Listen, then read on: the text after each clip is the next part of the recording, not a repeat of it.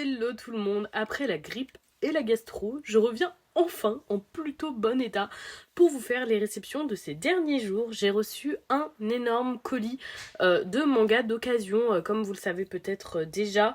J'ai quelques crédits chez Bazar du Manga pour me commander des mangas qu'ils me devaient suite à un ancien partenariat que nous avons eu. J'en ai reçu beaucoup, je n'en aurai plus que 6 à commander après ça. Ça y est, j'arrive enfin au bout de ces crédits et je vais vous montrer ça de suite. On commence chez Pika avec le 37e tome de Fairy Tail. Je complète petit à petit Fairy Tail et je suis vraiment pas loin de la fin. Ça y est, une série coup de cœur pour moi, mon animé préféré. Je préfère même l'animé au manga, quoi qu'il arrive, une histoire que j'aime énormément. Et j'adore également sa suite, 100 Year Quest. Je vous conseille de découvrir ce shonen si ce n'est pas déjà fait. En tout cas, moi je l'adore. On passe au tome 1 à 4, donc la série complète Monster Hunter Orage, également écrite par Hiro Mashima et supervisée par Capcom, qui sont donc ceux qui ont fait les jeux Monster Hunter.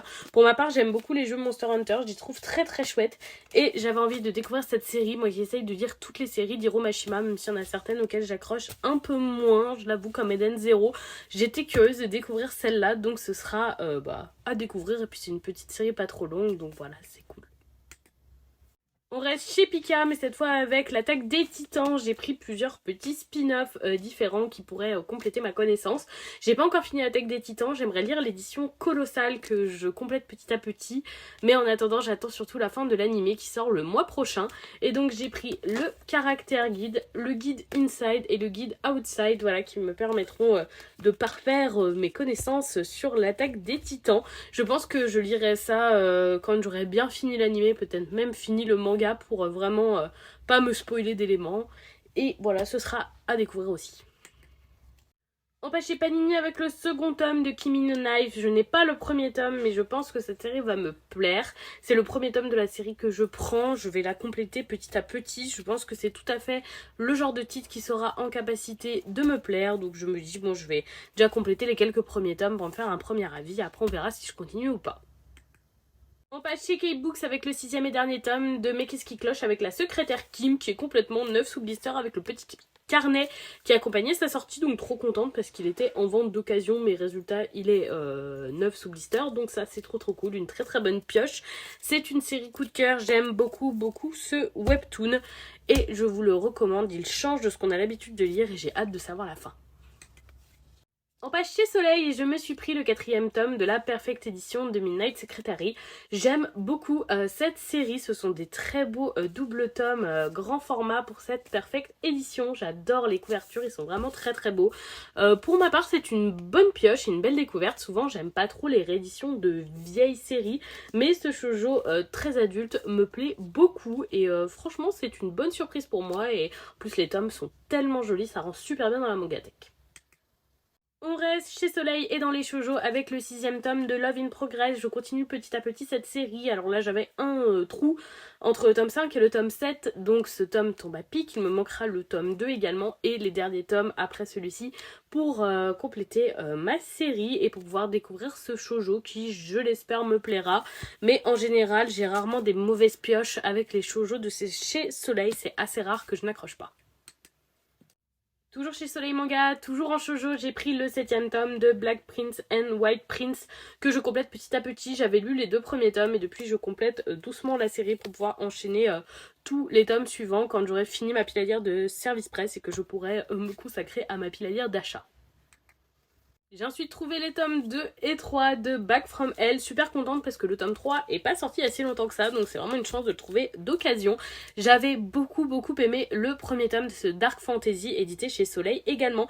Ça me fait penser à The Unwanted Undead Adventurer de chez Meian, mais j'avoue que je préfère Back from Hell qui est un peu plus dynamique et moins blabla. À voir si ces tomes là restent dans la même lignée, mais en tout cas j'avais beaucoup accroché au premier. On finit chez Soleil avec le 4e tome de Monster Girls Collection. Ça c'est vraiment un truc que j'achète juste d'occasion. Je me vois pas me précipiter sur le neuf. C'est une petite série assez sympathique mais qui reste également assez anecdotique. Pas forcément la série de l'année mais c'est quand même une bonne lecture détente que je souhaite continuer. Et peut-être que j'arriverai jusqu'à la fin, peut-être pas, on verra. Mais en tout cas pour le moment c'est sympa. On passe chez Kiyun avec le 5e tome de A Silent Voice. Vous savez peut-être que c'est mon film d'animation préféré. J'ai également adoré le roman et je complète petit à petit le manga pour avoir vraiment mon full set A Silent Voice. Je suis assez impatiente de pouvoir le lire en entier une fois que j'aurai réuni tous les tomes. J'ai déjà lu les 2 premiers il me semble et je voulais tout compléter pour finir. Mais en tout cas le film est un énorme coup de cœur pour moi et je vous le recommande très très fortement. Également de chez Kiyun et dans un objectif de compléter mes mangas Assassin's Creed, j'ai pris le manga Assassin's Creed Awakening qui sera donc en 2 tomes. C'est le seul qu'il me manque il me semble, j'ai les autres qui sont maintenant édités chez Mana Books qui appartient à Kiyun, donc c'est un peu pareil. Mais voilà, j'aurai le 2e tome à trouver pour compléter cette petite série et pour découvrir un autre titre autour d'Assassin's Creed. On passe chez Crunchyroll, anciennement Kazé, avec le 9e tome et le dernier, il me semble, de Let's Get Married. Pareil, je complète petit à petit ce Josei que j'ai plutôt bien apprécié. J'ai déjà lu les 4-5 premiers tomes, il me semble.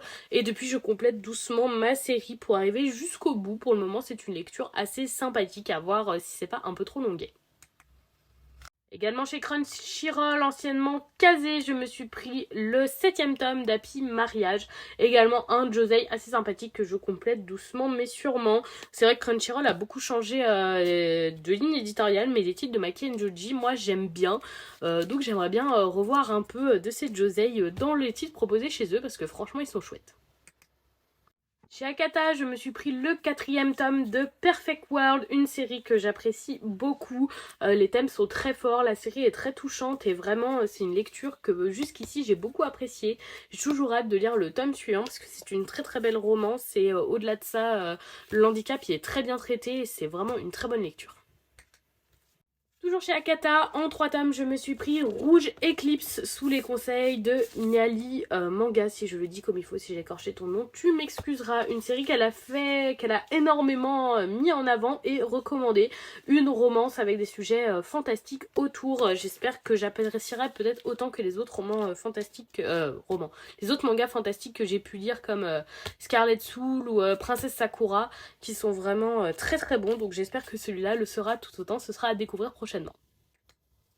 On finit chez Akata avec un one-shot shoujo qui a un format plutôt épais, je dois dire. Il s'agit de Back to You. Je me suis dit que ça pouvait être sympathique en général. Bon, tout ce qui est shoujo, romance, etc. C'est très efficace sur moi. Je me suis dit que ça se tentait. Et puis bon, un one-shot, c'est pas beaucoup de prise de risque non plus. Chez Komiku, ensuite, je me suis pris le 2e tome du Lien du Destin. J'avais beaucoup apprécié le 1er tome, assez énigmatique. J'avais bien envie d'en savoir plus sur ce récit. Donc ce sera l'occasion de continuer ce titre. Je pense qu'il va franchement me plaire. Également chez Komiku, je me suis pris le 2e tome de L'Enfant du Dragon Fantôme. J'avais bien aimé le 1er tome, c'était très mignon, très agréable à lire. Un bon petit récit fantastique comme on peut les apprécier. Donc j'avais envie d'aller un peu plus loin et de voir ce que ça pourrait donner. Chez Glénat ensuite, j'ai pris les tomes 4 et 9 de Princesse Sakura, un superbe shoujo dans un univers fantastique qui est un gros coup de cœur pour moi. J'aime beaucoup les titres d'Arina Tanemura en général et celui-là est particulièrement bon, même s'ils sont tous en général très bons. Donc je le complète petit à petit, je suis bientôt arrivée à la fin. Et on finit cette réception avec le 3e tome d'Une touche de bleu de chez Glénat. Également, j'ai beaucoup aimé ma lecture des 2 premiers tomes. Les sujets traités sont assez sympathiques, la romance est mignonne. Si la romance prof-élève ne vous dérange pas, je vous le recommande. Parce que vraiment, c'est une lecture que je trouve très sympathique et détente. Et donc voilà pour cette réception de manga d'occasion. Une bonne pile m'attend. Alors comme je vous l'ai déjà dit... il ne me reste plus que 6 tomes à prendre sur le bazar du manga dans mes crédits et après je n'achèterai plus de manga pour ma pile à lire personnelle parce que j'arrive déjà pas à aller au bout de ma pile à lire de SP. Je n'avais pas touché à ma pile à lire de mes achats depuis plus d'1 an. J'ai pu lire quelques tomes au mois de septembre et depuis je n'ai pas eu la possibilité d'y retoucher parce que ma pile à lire de SP ne désemplit pas, elle se remplit plus vite que ce que j'arrive à lire en termes de rythme. Donc en attendant je n'achète plus rien, donc là ça fait plusieurs mois que je n'achète rien à part ce que je reçois du bazar du manga et quand j'aurai terminé mes crédits bazar du manga je n'achèterai juste plus rien du tout jusqu'à ce que j'arrive au moins à désemplir cette pile de SP et cette PL ensuite que j'appelle plus personnelle entre guillemets, en tout cas qui comprend mes achats. En tout cas voilà, j'espère que ça